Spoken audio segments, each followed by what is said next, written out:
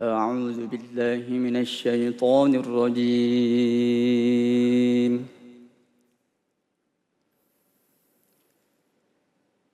بسم الله الرحمن الرحيم.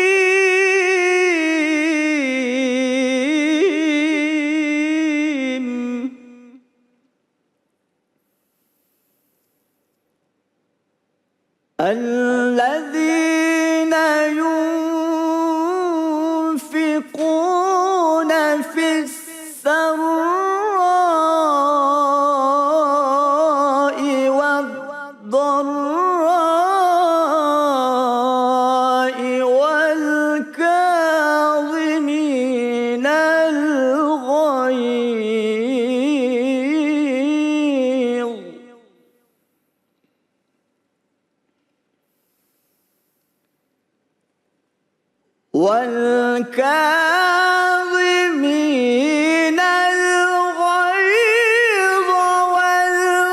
والعافين عن الناس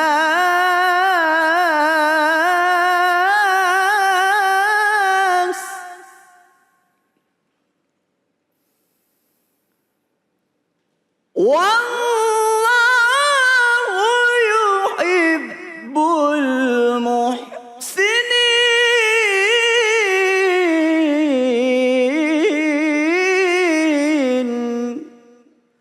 صدق الله العظيم.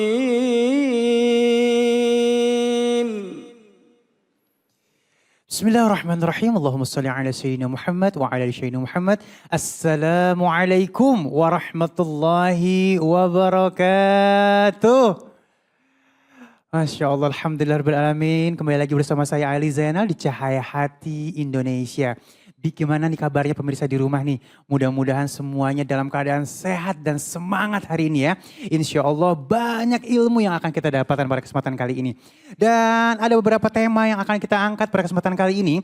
Di antaranya indahnya menahan amarah.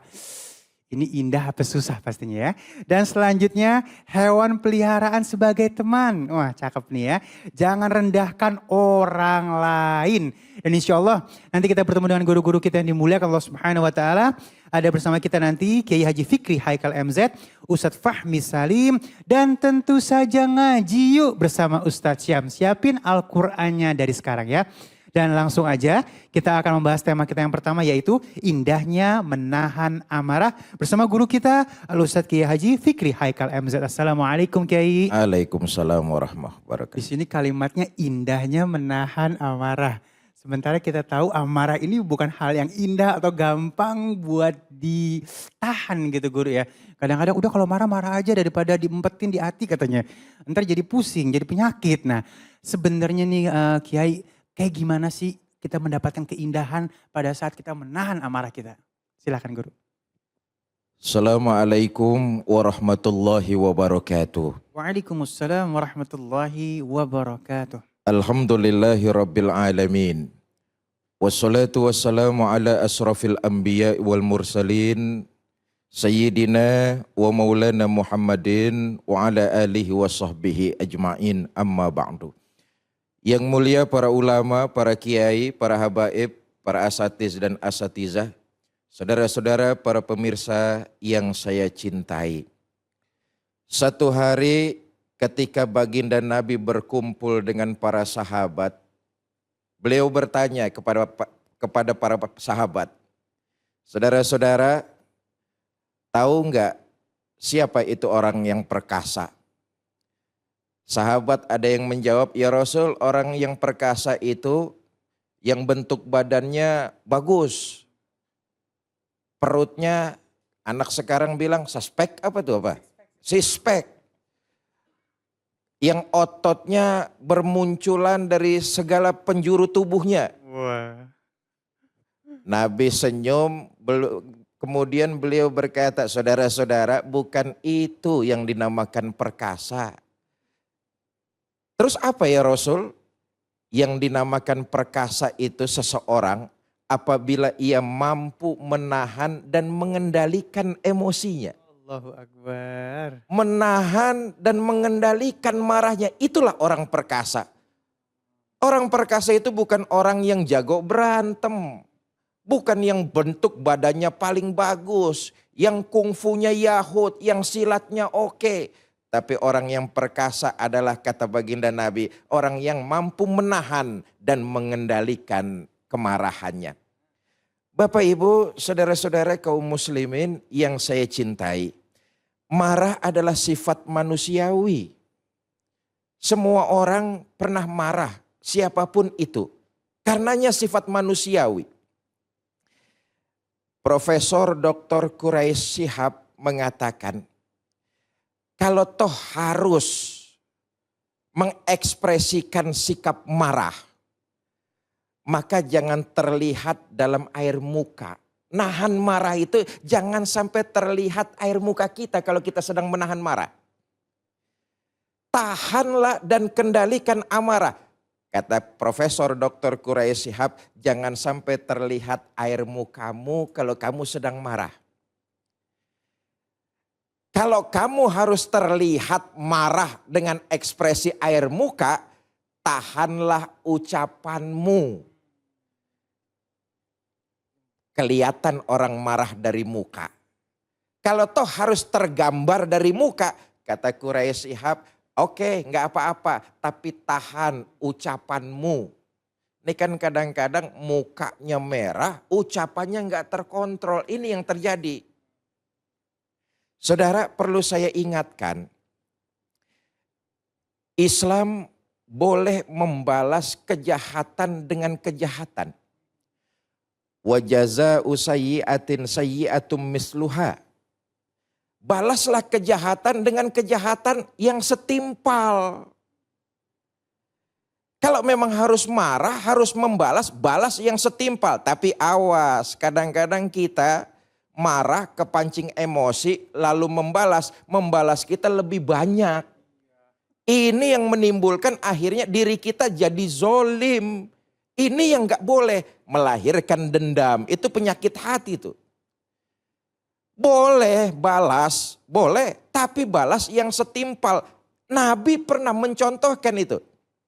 Riwayat menceritakan, dulu tuh ada orang kafir Quraisy datang. Sepintas kalimatnya seolah-olah memberikan penghormatan kepada baginda Nabi. Tapi dalamnya kalimat itu mengandung unsur penghinaan.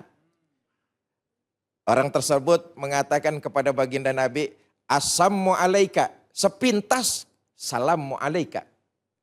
Tapi kalimatnya Assalamu alaika. Asam tuh, samun tuh artinya racun.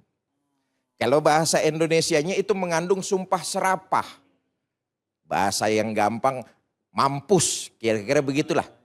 Assalamu alaika, mampus kau Muhammad. Sumpah serapah ini. Nabi membalas dengan balasan yang setimpal. Apa jawaban Nabi? Wa alaika. Cukup segitu tuh. Siti Aisyah Ummul Mukminin sebagai seorang istri protes. Suaminya dihina. Nah ini ya potret istri-istri ini. Suaminya dihina, istrinya nggak terima. Bang, jawabannya jangan cuma segitu, borong aja sekalian. Kata Nabi, enggak usah Aisyah, segitu juga cukup. Lah kan abang dicaci maki sama dia. Iya, dia ngomong Assalamu alaika, mampus lu Muhammad. Saya cuma menjawab wa alaika, mampus lu Muhammad. Lu juga, cukup segitu. Balasan yang setimpal. Nah, saya kembali, kata Profesor Dr. Quraisy Shihab, kalau memang harus tertampak dari wajah air muka kita, kita menahan marah, emosi, maka jangan sampai itu terucap lewat lisan. Sebab kalau sudah terucap lewat lisan itu omongannya bisa diborong semua. Dari mulai kebun binatang sampai binatang kebun mungkin keluar semua itu. Nah, kemudian dilanjutkan kata beliau, kalau memang harus berucap karena menahan emosi itu berat. Kalau memang harus terucap, jangan melampaui batas. Nah, wa jazaa'un sayyi'atin sayyi'atum misluha. Kalau memang harus terucap, jangan melewati batas. Apalagi sampai terjadi kontak fisik. Ini yang nggak boleh. Karena ujung-ujungnya kita yang dapat predikat zolim. Bapak Ibu, saudara-saudara para pemirsa yang saya cintai. Nabi adalah contoh manusia yang sempurna dan paripurna. Beliau mampu menjadi contoh buat kita umatnya dalam mengendalikan dan menahan emosi. Mengendalikan dan menahan amarah. Satu riwayat yang ingin saya sampaikan misalnya betapa indah dan sungguh mengagungkan akhlak beliau yang mesti kita teladani dan kita contoh dalam kehidupan. Karena di balik itu ada pahala yang Allah janjikan sangat besar. Saudara, ketika Nabi pindah dakwah ke daerah Taif. Di Taif itu Nabi mendapat perlakuan yang sangat kurang ajar. Dakwah Nabi bukan mendapatkan sambutan tapi malah sambitan. Sejarah mencatat itu, ya Allah. Saudara bisa bayangkan 14 abad yang lalu Sayyidul Mursalin, Khotamun Nabiyyin. Alam ini ada karena nurnya baginda Nabi Muhammad sallallahu alaihi wasallam. Pemimpinnya para nabi, penghulunya para nabi ngajak orang untuk benar, ajakannya malah disambut dengan sambitan. Dilontari batu baginda Nabi itu. Bahkan sejarah menceritakan kaki mulia beliau bercucuran darah. Keluar darah dari kakinya yang mulia. Sebagai seorang manusiawi pedih, perih. Ditahan itu. Bahkan riwayat kemudian melanjutkan. Turun malaikat Jibril nawarin bantuan. Muhammad, kalau tadi orang yang nyiksa kamu, yang nyakitin kamu, yang lontarin kamu, yang nyambitin kamu. Kalau kamu mau sekarang mereka mendapat balasannya, saya angkat gunung-gunung di Mekah, saya timpakan kepada mereka biar mati semua. Kesabaran baginda Nabi inilah yang sangat luar biasa. Apa kata Nabi? Inilah indahnya. Nabi mencontohkan, menjadikan teladan buat kita untuk mengikuti sesuai kadar dan kemampuan kita. Nabi diperlakukan tidak senonoh, malah didoakan. Begitu sangat sabar, tidak marah, tapi ramah, malah mendoakan. Allahumma hdi qaumin fa innahum la ya'lamun. Ya Allah, berikan mereka hidayah karena sesungguhnya mereka tidak tahu. Inilah cara menahan sabar. Dan Nabi contohkan itu kepada kita. Kita harus ikuti, kita harus teladani, tentu sesuai dengan kemampuan dan kadar kita. Memang saudara, menahan amarah dan mengendalikannya tidak segampang seperti ucapan. Ada proses tahapan-tahapannya. Tetapi orang yang mampu menahan dan mengendalikan emosinya, kemarahannya, Allah siapkan pahala yang luar biasa. Di antaranya adalah orang yang mampu menahan dan mengendalikan kemarahannya. Allah tambahkan kemuliaan pada diri dia. Tidak usah bicara soal akhirat yang tentu pahalanya luar biasa. Allah janjikan sorga kepada orang yang mampu menahan dan mengendalikan emosinya. Tapi urusan di dunia, orang yang mampu menahan dan mengendalikan kemarahannya, Allah tambah kemuliaannya. Artinya, kalau kita mendapat sesuatu yang tidak enak dari orang lain, tahan emosi, kendalikan amarah. Sebab disitulah tempatnya setan bermain. Begitu emosi meluap, begitu kemarahan muncul, itu didorong oleh nafsu. Imam Ghazali mengatakan itu.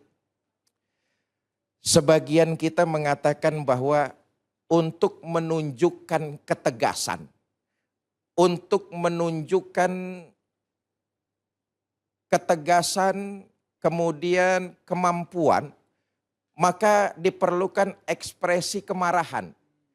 Ini persepsi yang menurut saya keliru. Bahwa untuk menunjukkan kita orang yang tegas, kita orang yang berani, kita orang yang bisa. Enggak perlu dengan sikap marah. Apalagi sebagai seorang pemimpin harus marah kepada bawahan-bawahannya. Menunjukkan ketegasan, menunjukkan kemampuan, menunjukkan kepintaran. Enggak perlu, kata Imam Ghazali enggak perlu. Justru kalau itu dilakukan, pelakunya punya penyakit hati dan kurangnya akal. Apa sebab? Menunjukkan kemarahan didorong dengan nafsu, nafsu ditunggangi dengan syaitan.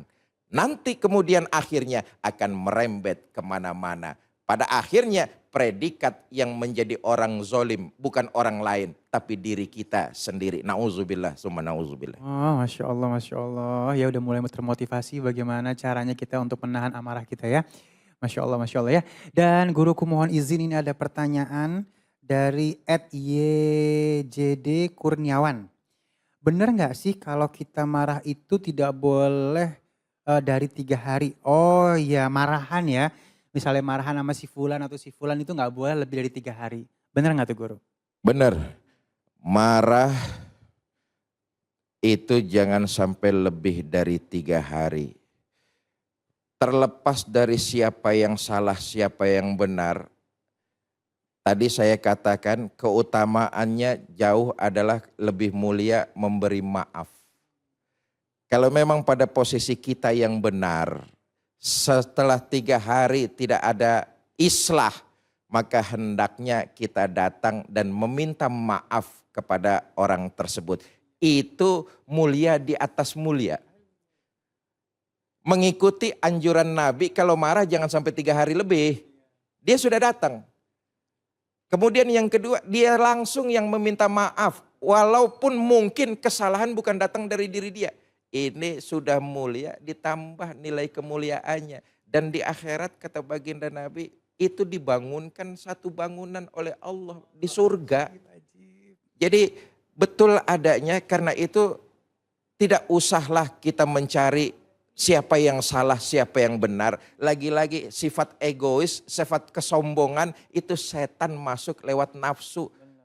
Karena itu jangan sampai lebih dari 3 hari. Kalau toh kita dalam faktanya ternyata kita yang benar, datanglah untuk memberikan maaf. Karena itu ayat yang dibacakan qori kita itu betul sekali. Quran sudah menegaskan memberi maaf kepada manusia itu pekerjaan mulia. Enggak semua bisa, tapi kita harus belajar jadi hamba yang dapat dan mampu mencuri perhatian Allah dengan memaafkan orang lain. Wallahu a'lam Masya bishawab. Allah ya. Itu istilahnya jadi media kita untuk mencari muka kepada Allah ya. Pokoknya karena Allah semuanya. Maka semuanya akan jadi nikmat. Masya Allah ya. Dan baik, alhamdulillahirrahmanirrahim, kita akan masuk ke dalam segmen kita yang selanjutnya. Hewan peliharaan sebagai teman. Nanti insya Allah kita akan bersama guru kita Al-Ustadz Fahmi Salim. Jangan kemana-mana, tetap bersama kami di Cahaya Hati Indonesia. Hewan peliharaan menjadi salah satu teman manusia yang membawa kebahagiaan. Dengan memelihara hewan, seseorang pun bisa mengembangkan sifat penyayang serta sosialnya dan juga melatih fisik yang membuat hidup menjadi lebih sehat. Rasulullah SAW sebagai Nabiur Rahman, yakni membawa sifat kasih sayang, sangat menyenangi hewan dan memiliki peliharaan seekor kucing bernama Muiza. Memelihara hewan juga pada dasarnya diperbolehkan, selama binatang yang kita rawat bukanlah hewan yang diharamkan seperti babi atau anjing. Di dalam Islam pun terdapat adab-adab ketika seseorang ingin memelihara hewan, mulai dari cara merawatnya, memberi makan dan minum, sampai larangan untuk menyakiti dan menyiksa hewan, baik yang kita pelihara maupun tidak. Untuk itu, mari kita menambah ilmu tentang hewan-hewan peliharaan ini hanya di Cahaya Hati Indonesia. Masya Allah, kembali lagi di Cahaya Hati Indonesia, ya Allah, seru banget ya. Ini sebenarnya tema yang sangat luar biasa, kenapa? Banyak sekali yang mempertanyakan tentang hal ini ya. Dan nanti kita akan tanya bagaimana batasan-batasan untuk memelihara binatang ya. Alhamdulillahirrahmanirrahim, sudah bersama kita guru kita yang dimuliakan Allah Subhanahu Wa Taala, Al-Ustadz Fahmi Salim. Assalamualaikum. Guru Waalaikumsalam sehat. warahmatullahi wabarakatuh. Ya Gimana Bang Allah. Ali? Sehat ya? Sehat banget guru. Udah lama nggak jumpa nih, Iya, Masya Allah. Guru, ini memang kan apa ya, polemik miara binatang ini jadi sebuah tren kan ya, ada tren. Tapi ada yang memang orang bawaannya emang pengen, ada emang yang emang iya aku tuh emang suka sama kucing. Tapi ada yang tren misalnya lagi musim cupang, pada miara ikan cupang semua atau miara ikan apa gitu semuanya kan. Nah, ini mohon ilmunya nih guru. Kira-kira batasan apa aja sih dalam memelihara binatang ini? Silahkan guru. Baik. Bismillahirrahmanirrahim. Assalamualaikum warahmatullahi wabarakatuh. Waalaikumsalam warahmatullahi Alhamdulillah wabarakatuh. wassalatu wassalamu ala Rasulillah wa ala alihi wa sahbihi wa man tabi'ahu wa nasr wa wala la haula wa la quwwata illa billah. Sahabat-sahabat, teman-teman, pemirsa Cahaya Hati yang dirahmati Allah Subhanahu wa taala. Ya, tadi kita ditanya tentang bagaimana sih sebenarnya Islam memandang ya memelihara hewan peliharaan. Ya, pada dasarnya Islam ini kan mengajarkan kita untuk sayang kepada makhluk Allah. Karena Nabi SAW itu diutus oleh Allah Ta'ala untuk menjadi rahmat bagi seluruh alam semesta. Wa ma arsalnaka illa rahmatan lil alamin. Tidaklah kami utus engkau wahai Muhammad kecuali untuk menjadi rahmat kasih sayang bagi seluruh alam. Ya, alam ini kan ada alam manusia, ada alam binatang, ada alam tumbuhan, ada alam gaib termasuk malaikat, alam jin dan lain sebagainya. Semua alam itu, itulah Rasulullah itu diutus kepada seluruh alam semesta itu untuk menjadi rahmat. Menjadi alam, menjadi kasih sayang. Maka tuntunan Islam dalam hal ini sangat jelas para pemirsa yang dirahmati Allah Subhanahu wa taala. Ya. Kita boleh memelihara hewan peliharaan, tapi tentu saja dengan batasan-batasan dan syarat-syarat tertentu. Ya, ada yang boleh dipelihara, ada yang enggak boleh dipelihara. Ya. Yang dipelihara ini apa? Yaitu hewan yang tidak najis. Satu. Yang kedua, tidak membahayakan. Ya. Yang ketiga, memang kita memerlukan manfaatnya. Ya, memerlukan manfaatnya. Misalnya menimbulkan rasa kasih sayang seperti tadi dalam fiti ya. Menimbulkan kita sayang kepada binatang ini kan juga merupakan salah satu sifat akhlaknya Rasulullah SAW. Sampai Nabi diriwayatkan dalam satu riwayat hadis ya. Beliau itu ketika ada kucingnya yang ada sedang tidur di atas jubahnya, itu beliau nggak mau ganggu. Beliau nggak mau ganggu, coba kucing aja nggak mau diganggu sama Nabi SAW, ya tidak supaya nggak kebangun dari tidur. Subhanallah. Bahkan ada riwayat yang mengatakan itu Nabi perlu pakai jubah itu kan, buat ke masjid, buat sholat, buat ngajar, buat ada keperluan keluar. Nah beliau gunting bagian yang ditidurin sama itu kucing. Supaya tidur kucingnya enggak kebangun, enggak kegeser. Subhanallah. Kalau kita kan iya, itu saking rahmatnya Rasulullah kepada kucing ya, kepada hewan itu luar biasa. Nah, dalam Al-Qur'an juga disebutkan jenis-jenis hewan. Ya, hewan misalnya burung hudhud. Ya, zaman Nabi Sulaiman. Zaman Nabi Sulaiman ini, tentara Nabi Sulaiman itu, para pemirsa, itu ada 3 angkatan. Wa husyira li Sulaimana junuduhu minal jinni wal insi wat tayri fahum yuzaun. Ya, tentara bala tentaranya Sulaiman ini itu ada 3 jenis, ada 3 angkatan militer. Kalau kita kan angkatan laut, darat, udara. 3 doang, manusia semua. Kalau ini enggak. Ada jinnya, ada manusianya, ada burung-burung. Semua jenis burung itu jadi pasukannya Nabi Sulaiman alaihissalam. Subhanallah. Dan burung hut ini pinter, cerdas. Dia jadi memerankan fungsi intelijen. Canggih kan, keren kan? Al-Quran udah bicara tuh. Dia kayak drone, dia bisa melihat. Karena dia memperhatikan wajadtum ra'atan tamlikuhum wa utiyat min kulli syai'. Ada satu negeri yaitu negeri Sabak diperintah dipimpin oleh seorang ratu yang kaya raya yang berkuasa. Tapi sayangnya ya'buduna asyamsa min dunillah. Mereka menyembah matahari, tidak menyembah Allah Subhanahu wa taala. Ada lagi binatang semut disebut dalam Al-Qur'an. Semut ya kan? Nabi Sulaiman juga ceritanya. Lagi mau jalan hatta idza atau ala wadin namli qalat namlatun ya ayyuhan namlu dukhulu masakinakum la yahtimannakum Sulaiman wa junuduhu wa hum la yash'urun. Wahai rakyat semut. Oh, ini ratu semut yang ngomong. Wah, ratu semut. Jadi pemimpinnya semut, ada kerajaan semut itu yang mimpin perempuan. Emang canggih. Ya, kita juga dipimpin perempuan kalau di rumah. Ya kan? Yang bisa nunjuk-nunjuk Bang Ali, nunjuk-nunjuk saya, cuma bini gue. Yang lain kagak boleh nunjuk-nunjuk gue. Ya kan? Emang berkuasa perempuan itu. Ya kan? Maka di alam semut, dunia semut ini yang berkuasa itu ratu. Wahai rakyat semut, masuk kamu ke lubang-lubang, masuk kamu ke sarang-sarang kalian. Jangan sampai kamu terinjak oleh tentaranya Sulaiman. Sementara mereka nggak sadar. Masya Allah. Ada lagi dalam Al-Quran itu laba-laba. Maka ada sarang laba-laba. Nah, laba-laba ini disebutkan oleh Allah dalam surat Al-Ankabut. Nama surat namanya surat laba-laba.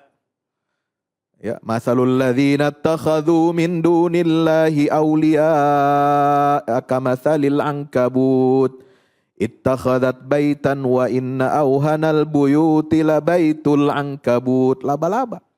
Perumpamaan orang yang menjadikan selain Allah sebagai walinya, sebagai sekutunya, sebagai pelindungnya, itu seperti laba-laba yang membangun rumah atau sarang. Ya, sarang laba-laba kan rapuh. Bagi dia udah kuat. Ya kan? Laba-laba bilang nih gue udah capek nih bikin sarang. Lu menterobos aja, lewat-lewat aja. Ya, jadi kelihatannya bagi si laba-laba ini sarang itu kuat. Tapi bagi diterobos kucing aja bolong. Iya, diterobos manusia apalagi. Nah, kalau kita bersandar kepada selain Allah, menjadikan selain Allah sebagai kekasih, sebagai sekutu, sebagai pelindung, maka ibaratnya kita sedang membangun atau bersandar kepada rumah yang sangat rapuh, yaitu rumahnya laba-laba. Contoh ya. Apalagi binatang dalam Al-Quran. Sahabat pemirsa cahaya hati yang dirahmati Allah Subhanahu wa taala, dalam Quran itu ada binatang disebut gajah, al-fil. Makanya ada surat al-fil. Alam tara kaifa fa'ala rabbuka bi ashabil fil. Ya kan? Ada lagi nama binatang itu al-an'am, cuma ini buat binatang ternak. Ya, sapi, unta, kemudian kerbau, kambing, itu an'am. Ada surat khusus turun surat al-an'am untuk kita konsumsi. Dan mesti kalau mau kita makan daging itu, harus binatang itu, hewan ternak itu disembelih dengan menyebut nama Allah Subhanahu wa ta'ala. Supaya apa? Halal. Kita makan, kita konsumsi. Masya Allah. Sehingga Allah turunkan surat Al-An'am khusus untuk bicara mengenai masalah makanan halal dari daging hewan ternak yang halal. Apalagi disebutkan dalam Al-Quran. Binatang itu an-nahl. Lebah. Surat an-nahl. Ya, pemirsa yang dirahmati Allah. Ini an-nahl ini ya, wa auha rabbuka ilan nahli anittakhidhi minal jibali buyutan wa minas syajari wa mimma ya'risun. Allah memberikan wahyu ilham kepada lebah. Untuk apa? Dia bikin sarang. Dari situ keluar madu, minuman yang di situ terdapat fihi syifaun linnas. Obat. Maka ya subhanallah, ada al-an'am, ada an-nahl, ada al-fil, ada al-ankabut. Itu ada kalau tidak salah ada 6 nama binatang itu dalam Al-Quran. Subhanallah. Inilah menunjukkan bahwa Islam ini rahmatan lil alamin. Jadi kalau mau pelihara, ya sahabat-sahabat di rumah yang menonton Cahaya Hati, kalau mau pelihara peliharaan hewan, ya hewannya nggak boleh yang najis. Kayak kucing boleh dipelihara. Meskipun dagingnya haram dimakan, kan nggak boleh kita makan kucing. Ya haram tuh, kenapa? Karena dia kata Rasulullah, laisat binajisin fa innahunna minat tawafina wa tawafat alaikum. Karena kucing ini suka, ya apa istilahnya, muter-muter, dekat-dekat sama kita, ya kan? Dia makhluk binatang yang jinak, kita demen pegangnya, seru gitu ya. Apalagi jenis-jenis macam-macam kucing, macam-macam nih. Ada Angora, ada short hair, ada macam-macam ya. Kita senang lihatnya. Ya, cuma ada cumanya. Jangan sampai kita pelihara hewan baik-baik, kita kasih makan, bahkan makanannya itu mahal, tapi kita nggak perhatian sama tetangga kita yang fakir miskin. Ya, jangan sampai tuh ya. Jadi kaum muslimin muslimat rahimakumullah, jangan sampai kita hobi pelihara hewan, tetapi ya kita nggak peduli sama manusia. Kiri kanan tetangga kelaparan, kita nggak kasih santunan. Malah kita asik pelihara apa? Burung kasih makan, ayam jago dikasih makan, ya. Apalagi, mohon maaf, anjing kagak boleh, jangan pelihara anjing. Maniktana kalban, siapa yang memelihara anjing illa kalbasaidin au masyiatin, kecuali anjing itu untuk tujuannya berburu dan menjaga ternak, maka setiap hari naqasa ajruhum fi kulli yaumin qiratan. Setiap hari amalnya berkurang 2 kirot. 2 kirot itu apa? Tahu kirot? Kirot itu 1 gunung Uhud. Nah tiap hari ente berkurang amalnya 2 gunung bos. Ya, pahala udah kita kumpulin habis. Berkurang 2 kirot, 2 gunung. Coba bayangkan, makanya jangan suka pelihara anjing. Kecuali anjingnya dipelihara itu untuk tujuan apa? Menjaga hewan ternak atau untuk berburu, dia ditaruh di kandang lain, bukan hidup sama kita. Nah, kan kita banyak nih, ya muslim, Islam KTP-nya, tapi dia pelihara anjing di rumah.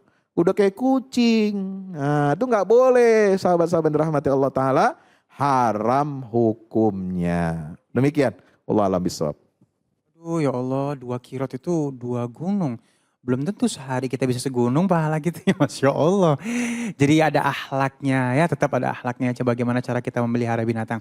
Baik, sebenarnya masih panjang nih, ular apa segala macam boleh nggak nih? Tapi mungkin karena keterbatasan waktu, kita masuk ke dalam pertanyaan sosmed kali ini ya. Ini dari @dikar project, Masya Allah. Terima kasih pertanyaannya. Boleh nggak kalau kita barter hewan dengan makanan? Oh hewannya ditukar sama makanan, boleh nggak guru barter katanya? Maksudnya dia kagak mau jualan, kagak mau takut jual beli kucing kali ya. Jadi di barter. Jadi kagak beli kucingnya bukan dengan harga uang, tapi dengan tukar barang kita dah. tukar barang pakai sembako itu ya. Sepeda. Lagi musim sepeda kan nih. Sepeda lipat gue mau juga. Iya, mahalan dia kan. 40 juta bos. Bener. Ya, gue tukar sama anggora gue deh yang 10 juta misalnya kan. Boleh, siap gue mau nih. Ya kan? Nah gimana cara begitu? Sebenarnya ya, ini soal larangan jual beli kucing itu ada ikhtilaf ulama. Ya, jumhur ulama membolehkan. Loh, bagaimana dengan hadis Abu Zubair yang mengatakan Nabi melarang jual beli anjing dan sanur. Sanur itu kucing. Nah, kucing di sini apa? Kucing Cina. Nah, kenapa Rasulullah SAW melarang jual beli anjing? Udah jelas, anjing kan najis, haram dimakan. Ya, dipelihara aja nggak boleh, kecuali tujuannya 2 tadi. Nah, kucing kok dilarang jual belinya? Gimana? Apakah dia diambil secara zahir maknanya? Nah, para ulama mengecualikan, jumhur ulama mengatakan yang dimaksud oleh Rasulullah dengan dilarang jual beli kucing di situ adalah kucing liar yang dilarang ini. Ya, yang nggak ada manfaatnya.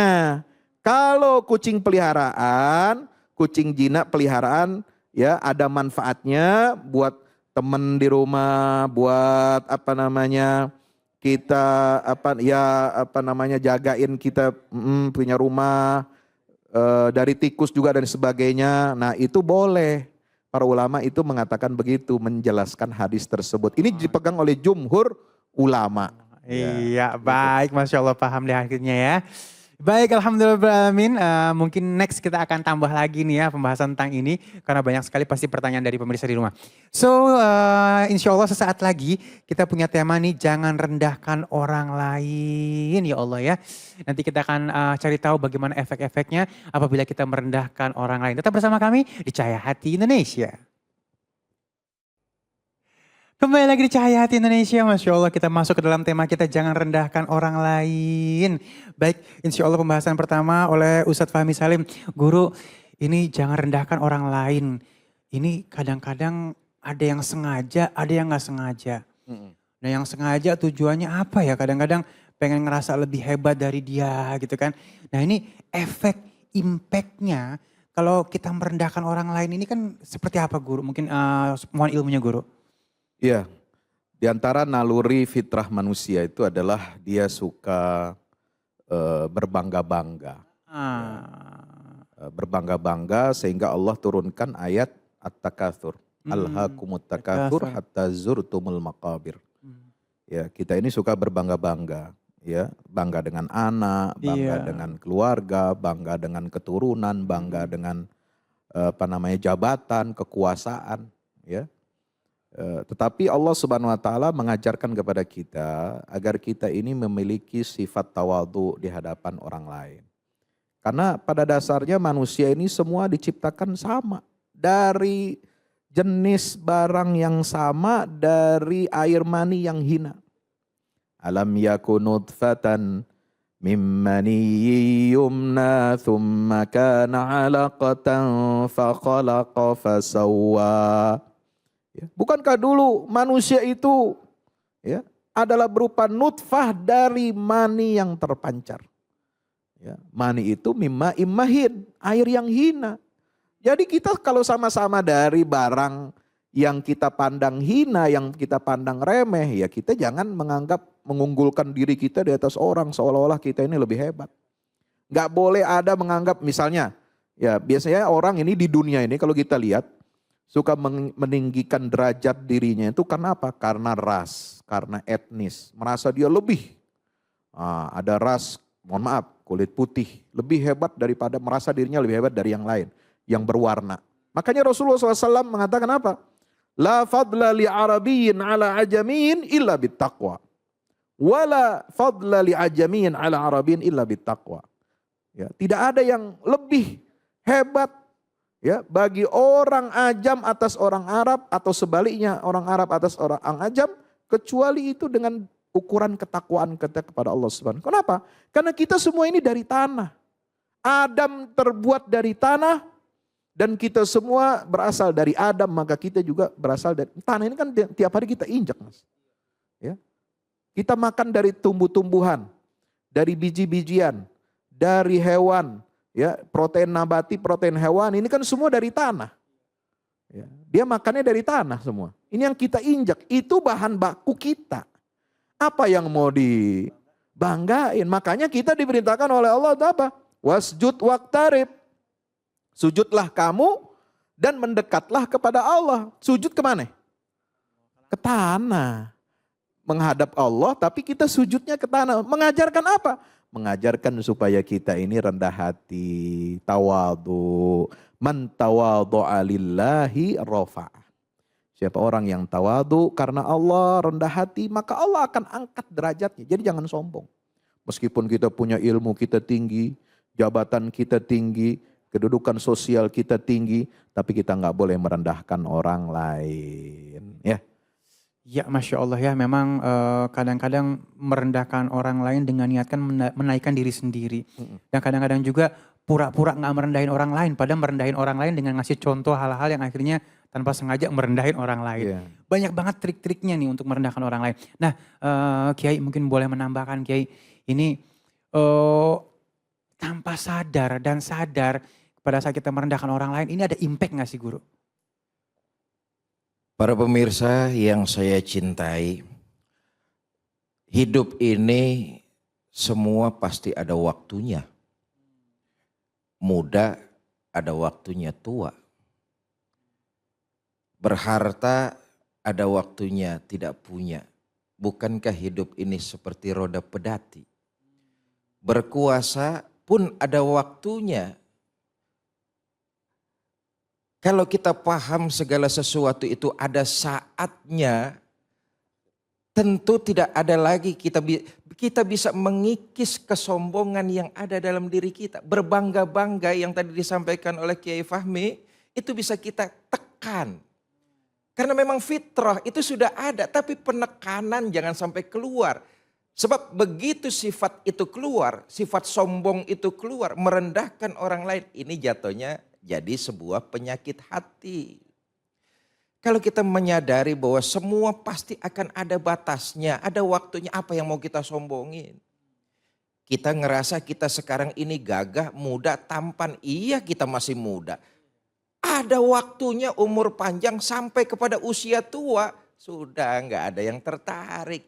Jangankan melihat potongan kita, kita senyum aja orang pada kabur kok. Apa yang mau dibanggakan? Sebab fitrah berbangga-bangga memang sudah ada, tapi ditekan. Jangan sampai itu muncul. Kalau itu sampai muncul, jatuhnya penyakit hati, merasa superior, merendahkan orang lain. Ini yang nggak bisa, yang nggak boleh. Bapak, Ibu, saudara-saudara, para pemirsa yang saya cintai.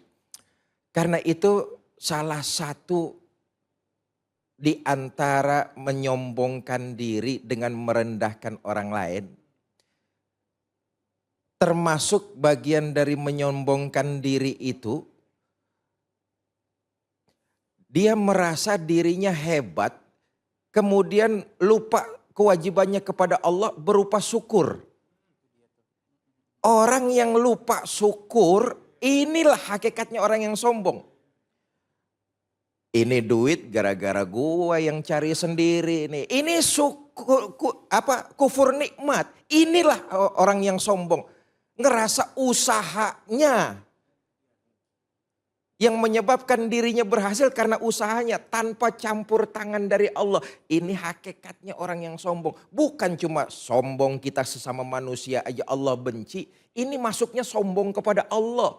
Allah paling marah betul dengan orang-orang seperti ini. Dalam hadis qudsi Allah menyatakan, malam yaskur ala na'ami walam yasbir ala balai fal yakhruj min tahtis sama. Kata Allah dalam hadis qudsi, siapa orang yang sombong, dia tidak mau bersyukur atas nikmatku, hartanya dia pikir dia boleh dapat dirinya sendiri, jabatannya yang dia raih dia boleh usaha sendiri, ilmunya yang dia punya karena kerja kerasnya sendiri. Orang seperti ini orang sombong, tidak bersyukur kepada nikmat Allah. Allah ancam, siapa orang yang tidak bersyukur atas nikmatku lalu melahirkan kesombongan. Dan siapa orang yang tidak bersabar atas musibah yang aku berikan lalu dia sombong menantang, tidak menerima takdir. Sombong juga tidak menerima takdir. Siapa orang yang tidak bersabar atas bala musibah yang aku berikan, fal yakhruj min tahtis sama, keluar dari kolong langit, diusir loh. Orang sombong diusir, keluar dari kolong langitku. Fal yatlub rabbas siwaya, cari Tuhan selain aku. Ancaman buat orang sombong. Sombong apapun, tidak mensyukuri nikmat Allah. Ada campur tangan Allah.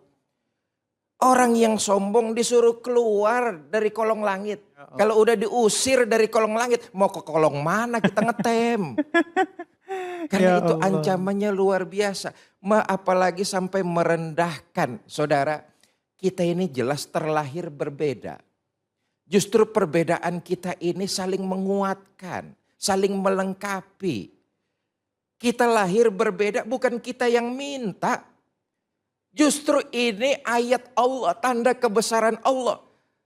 Bahwa perbedaan kita, hendaknya kita bergandengan tangan, saling melengkapi. Bukan malah saling menjelekkan, saling menjatuhkan, saling merendahkan. Sifat tawadunya yang harus kita keluarkan dalam diri kita. Wallahu a'lam. Ya, ini Wah sayang sekali habis masih ada pertanyaan buat aku ya. Bisa termasuk zolim atau enggak, tapi nanti kita bahas lain waktu ya. Baik, alhamdulillahirrahmanirrahim, terima kasih guru-guruku atas ilmunya dan insya Allah sesaat lagi kita akan memperbaiki bacaan Al-Quran kita bersama Ustaz Syam ya. Ngaji yuk nanti ya, jangan kemana-mana, tetap bersama kami di Cahaya Hati Indonesia. Kembali lagi di Cahaya Hati Indonesia, bagaimana Al-Qurannya udah siap, semangat pastinya ya. Yuk sama-sama kita ngaji yuk.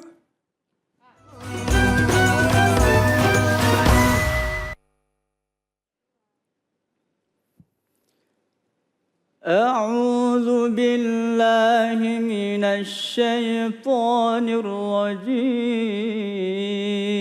الرجيم بسم الله الرحمن الرحيم فأما من طغى وآثر الحياة الدنيا فإن الجحيم هي المأوى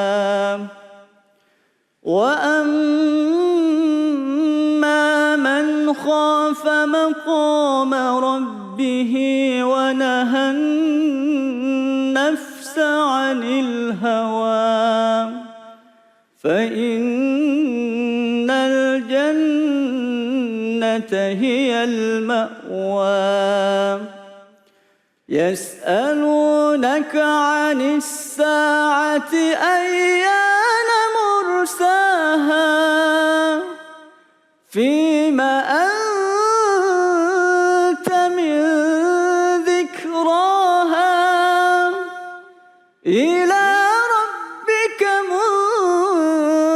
منتهاها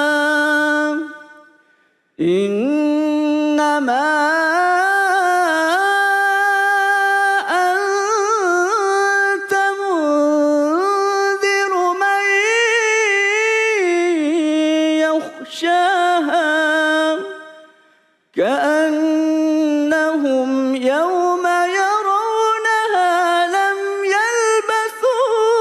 يلبثوا إلا عشية أو ضحاها صدق الله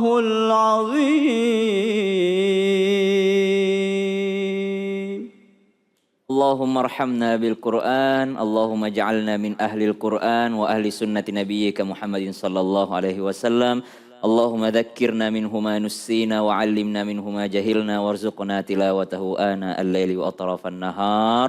Alhamdulillah, terima kasih banyak, jazakallah khair untuk Daeng Syawal Mubarak, Masya Allah, yang membacakan dengan indah dan menyentuh relung jiwa ya Bang Ali ya.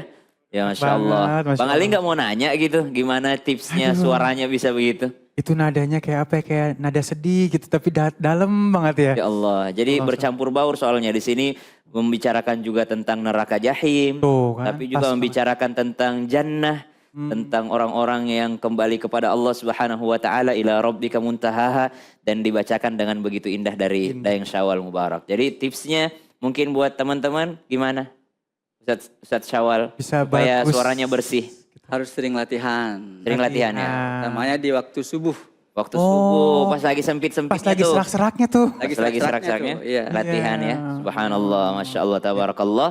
Dan juga Alhamdulillah udah hadir lagi seperti biasa. Hadir lagi hari ini yang udah DM ke Instagramnya Cahaya Hati Ayu. Cahaya Hati Ayu News. iNews. Masya Allah, udah ada nih hari ini insya Allah ya. Ya. Udah ada hari ini, silahkan mbaknya. Masya Allah, Tabarakallah. Nah kita sama-sama belajar supaya memberikan contoh juga untuk jamaah yang ada di rumah, bagaimana kita tahsinul qiraah, memperbaiki bacaan Al-Quran. Kembali diingatkan, bukan tahsinul Quran, memperbaiki Quran, enggak. Tapi tahsinul qiraah, memperbaiki bacaan. Ba'da an aqul, a'udzu billahi minasy syaithanir rajim.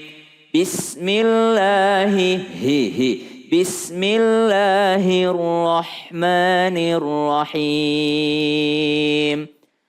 Fa'amma man tagha. Huruf fa ini biasanya jadi PR bagi teman-teman kita yang dari Sunda ya. Ya kemarin pekan yang lalu ya pa jadi pa. Jadi tidak ada pa dalam Al-Quran, itu adalah huruf fa. Jadi semua fa. Fa'am, dengung, mim tasdid. Fa'amma mau, nun ketemu dengan po, dengung lagi. Fa'amma mau togo. Ya silahkan mbaknya. Nama siapa, dari mana? Assalamualaikum warahmatullahi wabarakatuh. Waalaikumsalam warahmatullahi wabarakatuh. Perkenalkan, nama saya Anissa Rahma dari Bekasi. Anissa Rahma dari Bekasi. Panggilnya Masya Allah, Nisa aja tabarakallah. apa gimana? Panggilnya Nisa? Panggilannya? Anissa. Anissa aja. Kamu mau manggil? Manggilnya guru Nisa. Oh gitu, Nisa. Iya. Silahkan Nisa. A'udzubillahi minasyaitonirrajim. A'udzu billahi minasyaitonir rajim. Ya, lebih ditekan lagi. Syaitonir rajim. A'udzu billahi minasyaitonir rajim. Ya. Bismillahirrahmanirrahim. Allah. فأما من طغى Fa'amma man tagha. Masya Allah, ini buat bisa dicontoh sama teman-teman di rumah gitu ya. Walaupun membaca Al-Quran dengan suara yang lirih gitu, tetap harus memperhatikan huruf-hurufnya. Bagus kayaknya huruf-hurufnya Nisa nih, Masya Allah. فَأَمَّا مَنْ طَغَى. Jadi kalau ada ya, alif ini ya, alif di belakang itu ro-nya berarti dibaca. فَأَمَّا مَنْ طَغَى وَآثَرَ الْحَيَاةَ الدُّنْيَا. Ini juga banyak teman-teman di rumah yang tertipu, dipikirnya ini huruf waw. Padahal ini adalah alif yang bentuknya waw gitu. Hayatad dunya, bukan hayawata. Sama ketika kita melihat tulisan as-salata atau az-zakata, itu pakai huruf waw. Az-zakata, itu pakai huruf waw di sini. Tapi ini adalah alif, jadi zakata gitu. Hayata, bukan hayawata gitu. Wa atharal hayatad dunya. Silakan Nisa. Wa atharal hayatad dunya. Iya. Pelan-pelan, lebih pelan coba. Wa atharal hayatad dunya. Iya, lebih jelas ya.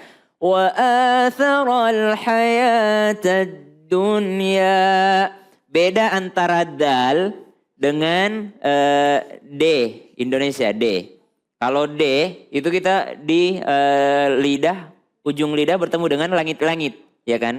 Tapi kalau da, itu ujung lidah bertemu dengan belakangnya gigi depan nih. Da. Lebih tipis dia.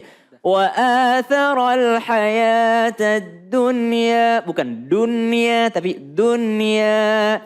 Wa atharal hayatad dunya.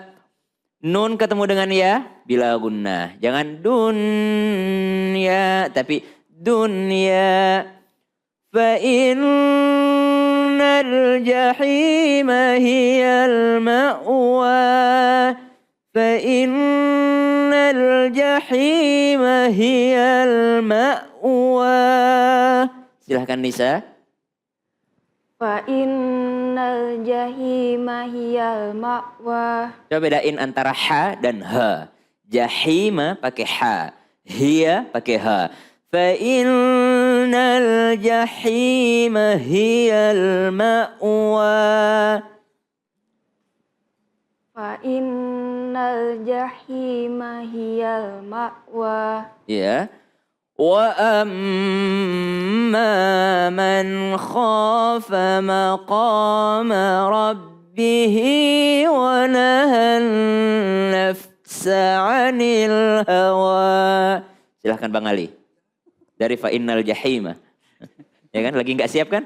Iya. Kok lagi nggak siap disuruh? Tahu aja. Rabbi. Bismillahirrahmanirrahim. Oh ini langsung guru ya. فإن الجحيم هي المأوى. Iya, itu sempurna banget tuh. Hima, jahima. Sekali lagi, biar contoh jadi jamaah. فإن الجحيم Tahan dulu. فإن الجحيم هي المأوى. Masya Allah. Lanjut. وأما من خاف مقام ربه ونهى النفس عن الهوى. Nafsa'ah. Jangan sampai nafsa'ah. Tapi nafsa'anil. Sekali lagi. Oh, dari Wa amma. وأما من خاف مقام ربه ونهى النفس di sini. ونهى النفس عن الهوى. Itu ceritanya wakaf tuh. Wanahan nafs. Oh, Ceritanya berhenti. Enggak, kalau ceritanya berhenti harus ada scene-nya di belakang. habis napasnya guru. Oh, habis napasnya. Jadi berhenti tanpa sengaja gitu ya. Ketahuan aja. Ya. Pas banget lagi nafas gitu ya. Wanahan nafs. Kalau mau berhenti. Tapi Iya, iya. kalau lanjut. Wanahan nafsa anil hawa. Karena kesalahan fatal ketika menambah huruf dan juga ketika mengurangi huruf. Jadi kalau wanahan nafs. Berarti dia mengurangi huruf. Sinnya kemana gitu. Jadi harus wanahan nafs. Ya. Wanahan nafsa anil hawa. Silahkan Nisa. Masya Allah. Wa amma man khafa Wa amman. maqama rabbih wa nahan nafsa 'anil hawa. Iya, Masya Allah. Ini bagus juga diperhatikan untuk jamaah di rumah. Ketika menyebutkan wanahan nafsa, sempurnakan dulu fa-nya. Wanahan nafsa. Jangan wanahan nafsa. Ya, nafsa. Sempurnakan dulu huruf fa, baru masuk ke huruf sin, huruf sa. Fa'inna, ai, fa'inna, jangan fa'inna, tapi fa'innal jannata hiyal ma'wa. Fa'inna, silakan Nisa. Itu kan fa'inna, fa'inna. Fa'innal jannata hiyal ma'wa. Masya Allah, Bang Ali. فإن الجنة هي المأوى. Masya Allah. Yes, udah bisa jadi imam ini. Masya Allah. Keluarga. Yas'alunaka 'anis sa'ati ayyana mursaha. Yas'alunaka 'anis sin tasydid 'anis sa'ati ayya. Ya tasydid jangan ayana tapi ayyana mursaha. Ro tebal karena sebelumnya adalah dhamma. Mur. Jangan mursaha tapi mursaha. Yas'alunaka 'anis sa'ati ayyana mursaha.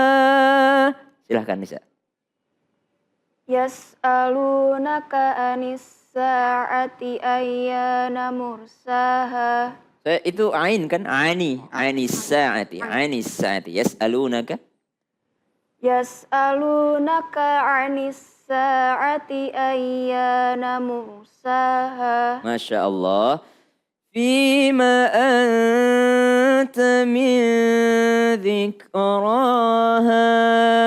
Bang Ali. فيما أنت من ذكراها. Jangan kepanjangan. Kepanjangan, ya. Dzikraha. فيما أنت من ذكراها. Nah, buat jamaah di rumah ketika menyebutkan huruf kaf, kalau dia sukun maka dia ada desisnya sedikit. Ak. Ya, ak. Fima anta min dzikraha. Tapi jangan kebanyakan, jangan dzikraha, enggak kebanyakan juga. Fima anta min dzikraha. Ini ha ya. Ila rabbika muntahaha. Bang Ali. Ila rabbika muntahaha. Sekali lagi. Ila rabbika muntahaha. Sekali lagi. Ila rabbika muntahaha. Ya, nun ketemu dengan ta, ikhfa. Ila rabbika muntahaha. Ila rabbika muntahaha. Allah, syahdu banget hanya Ustaz Syawal ya. Masya Allah. Ini gitu ada. Dengerin dari gurunya, dengerin gurunya. Ada zauknya Ariel Noah di situ. Ya, Masya Allah. Antara Ariel Noah sama Dengerin Ebit GAD digabung tuh. Itu mahal itu. Masya Allah. Innama anta munziru man yakhshaha. Silahkan, Neng Nisa. Innama anta mundiru man yakhshaha. Ya, Masya Allah. Innama ini mad tabi'i 2 harokat harusnya. Tapi karena bertemu dengan Hamzah maka dia dibaca 4 sampai 5 harokat. Innama rumusnya apa? Setelah hurufnya, setelah mad tabi'inya ketemu dengan Hamzah. Ya. Innama anta munziru man yakhshaha. Ada 2 model bacaannya sebenarnya. Ada juga yang membaca cuma 2 harokat tapi harus konsisten. Seperti imam-imam di Mekah itu membaca cuma 2 harokat ya. وَالَّذِينَ يُؤْمِنُونَ بِمَا أُنزِلَ إِلَيْكَ وَمَا أُنزِلَ مِن قَبْلِكَ وَبِالْآخِرَةِ هُمْ يُوقِنُونَ Ya, tapi di Indonesia Syatibiyah rata-rata membaca dengan 4 sampai 5 harokat. Innama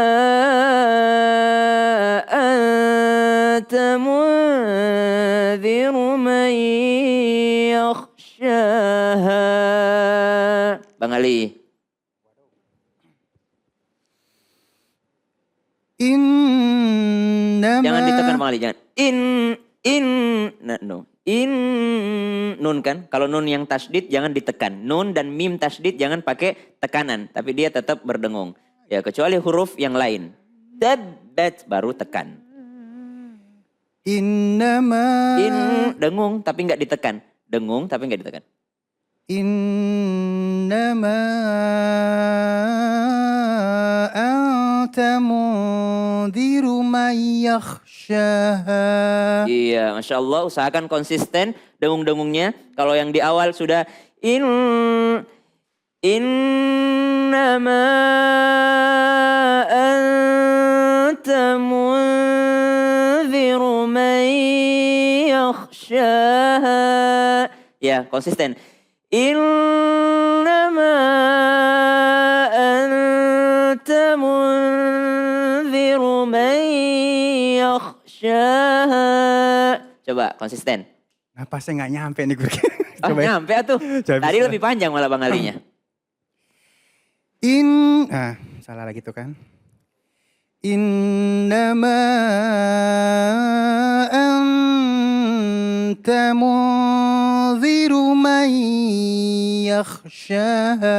Allah, Masya Allah. Ka'annahum yawma. Mim sukun ketemu dengan ya. Enggak berdengung, jangan ditahan. Ka'annahum ya. Enggak, tapi langsung. Ka'annahum yauma bukan yauma tapi yauma yarawna bukan yarawna tapi yarawna lam yalbathu illa ashiyatan aw duhaha. Ya.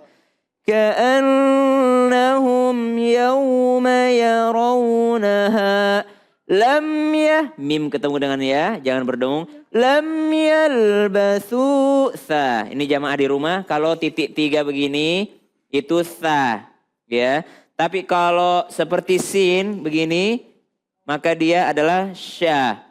Ya, dia adalah sya. Apa bedanya? Kalau dia cuma satu bawahnya kayak gini nih, geriginya cuma satu, berarti dia tha.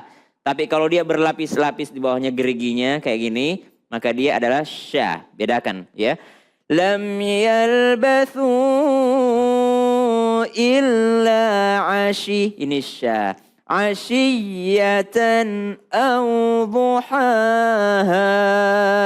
Silahkan Neng Nisa. Ka'annahum yawma yarawnaha. Yaraw. Ya. Ka'annahum yawma yarawnaha lam yalbasu illa ashiyatan aw duhaha. Illa ashiyah. Ashiyah. Ashiyah. Iya, tekan. Ka'annahum yawma yarawnaha lam yalbasu illa Yalbathu. Jaiz. Ka'annahum yawma yarawnaha lam yalbathu illa ashiyatan aw duhaha. Au duhaha. Yang terakhirnya 2 harokat. Duhaha. Aw duhaha. Iya, Masya Allah. Bang Ali. Ya, sambung. Ka'annahum. Ayo lanjut ya, bismillahirrahmanirrahim. Ka'annahum yawma. Yauma. كأنهم يوم يرونها لم يلبثوا إلا عشية أو ضحاها. Duhaha. Iya, satu pakai ha. Au duhaha. Satunya pakai huruf ha. Maka harus jelas. Nah, jamaah di rumah, alhamdulillah kita sudah belajar selesai surah An-Nazi'at ini. Kalau kemarin part 1, part 2, sekarang part terakhir daripada surah An-Nazi'at. Ada beberapa hal yang kita pelajari, diantaranya dengung, nun ketemu dengan po. Fa'amma man tagha. Huruf to berbeda dengan huruf ta. Kalau ta, fa'amma man tagha. Kalau po lebih tebal lagi. Apa yang membuat dia tebal? Yang membuat dia tebal adalah adanya gelembung di bawah lidah. Pogo, ya. Wa atha, huruf tha. Kita juga hari ini belajar huruf tha. Hayata, ya, al-hayata. Al-hayata itu pakai waw alif, ya. Ini namanya waw alif. Jadi bukan hayawata, ya, sama dengan solata, dengan az-zakata. Makanya ada yang bilang solata. Itu bacaan riwayat yang lain. Allahumma arhamna bil Quran. Jazakillah khair untuk Neng Anissa Rahmah. Masya Allah. Allahumma arhamna bil Quran. Terima kasih guruku, dan jangan lupa buat teman-teman di rumah yang ingin hadir di sini bersama Ustadz Syam, belajar bersama Ustadz Syam ya. Boleh langsung DM ke Instagram kita @cahayahati_inews. Jangan kemana-mana, tetap bersama. Iya benar, jangan kemana, tetap bersama kami di Cahaya Hati Indonesia. Bapak, Ibu, Saudara-saudara, para pemirsa yang saya cintai, Islam memberikan tuntunan dalam menahan dan mengendalikan amarah. Pertama, bacalah ta'awuz, mohon pertolongan kepada Allah, karena tidak ada sesuatu tanpa pertolongan Allah. Hanya Allah sajalah tempat kita meminta tolong agar bisa menahan dan mengendalikan emosi yang ada pada diri kita. Yang kedua, Nabi memberikan tuntunan. Kalau emosi datang, kalau marah meluap, ketika itu kamu sedang berdiri, duduklah. Kalau kamu sedang duduk masih juga emosi, berbaringlah miring. Kalau masih juga, pergilah ambil air wudhu. Karena amarah itu tercipta dari api. Yang bisa memadamkan api cuma air. Ambillah air wudhu. Insya Allah amarah kita dapat terkendalikan. Wallahu a'lam bishawab. Bismillahirrahmanirrahim. Mari kita sama-sama tutup pengajian kita bersama para guru kita pada pagi hari ini, ya, dengan kita bersama-sama berdoa kepada Allah Subhanahu wa taala. Alhamdulillahirabbil alamin. Allahumma shalli wa sallim wa barik ala nabiyyina Muhammadin fil awwalin. Shalli wa sallim ala nabiyyina Muhammadin fil akhirin. Shalli wa sallim ala nabiyyina Muhammadin fil mala'il a'la ila yaumiddin.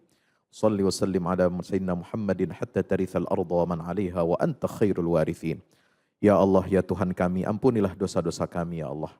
Dosa guru kami, dosa orang tua kami, dosa mertua kami, dosa kaum muslimin dan muslimat. Ya Allah, tanamkanlah di dalam hati kami cinta, lembut kepada sesama makhluk-Mu ya Allah. Ya Allah, ya Tuhan kami, jadikanlah kami ini hamba-hamba-Mu yang pandai bersyukur ya Allah. Ya Allah, ya Tuhan kami, jadikanlah, tanamkanlah di dalam hati kami ar-rifq, sifat penyayang. Ar-Ra'uf, Ar-Ra'fah, sifat pengasih ya Allah. Sebagaimana junjungan kami Nabi Muhammad sallallahu alaihi wasallam memiliki sifat Ra'ufur Rahim. Ya Allah, ya Tuhan kami, jadikanlah hati kami lembut, menyayangi kepada sesama, menyayangi kepada sesama makhluk, menyayangi binatang, menyayangi tumbuh-tumbuhan. Ya Allah, ya Rabbal Alamin, selamatkanlah kami hidup di dunia dan di akhirat. Rabbana atina fid dunya hasanah wa fil akhirati hasanatan wa qina adzabannar. Wa sallallahu ala nabiyina Muhammad wa ala alihi washabbihi wasallam walhamdulillahi rabbil alamin. Alhamdulillahirabbil alamin. Terima kasih guru-guruku yang dimuliakan Allah Subhanahu wa taala, Kiai Haji Fikri Haikal MZ, Ustadz Fahmi Salim dan Ustadz Syam. Terima kasih juga untuk qori kita Daeng Syawal Mubarak. Dan terima kasih juga untuk seluruh pemirsa di rumah. Mudah-mudahan ilmu yang diberikan oleh guru-guru kita bisa kita amalkan. Saya Ali Zainal undur diri. Assalamualaikum warahmatullahi wabarakatuh. Waalaikumsalam warahmatullahi wabarakatuh. Ya Rabbal Alamin, Ya Rahmanu, Ya Rahim, Salli Rabbi wa Sallim ala khairil mursalin. Ya Rabbal Alamin, Ya Rahmanu, Ya Rahim, Salli Rabbi wa Sallim ala khairil mursalin. Allah